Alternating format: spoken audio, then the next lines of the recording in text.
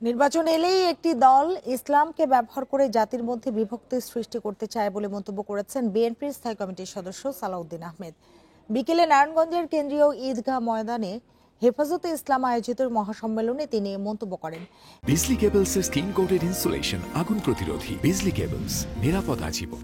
এ সময় তিনি বলেন, যারা ইসলামকে ব্যবহার করে ফায়দা হাসিল করতে চায় তাদের কাছ থেকে সাবধান থাকতে হবে। যারা জাতির মধ্যে বিভক্তি তৈরি করতে চায়, মুসলিমদের বিভ্রান্ত করে ক্ষতি করতে চায়, তাদের কাছ থেকে দেশবাসীকে সতর্ক থাকার আহ্বান জানান তিনি।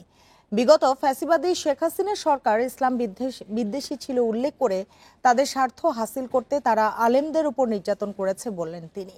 মহাসম্মেলনে হেফাজতে ইসলাম ও বিএনপি নেতাকর্মীরা উপস্থিত ছিলেন।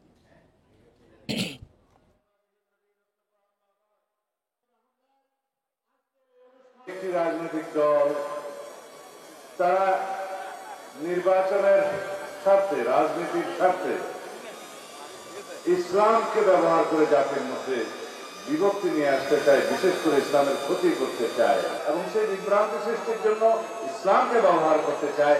তাদের কাছ থেকে আমাদের দূরে থাকতে হবে।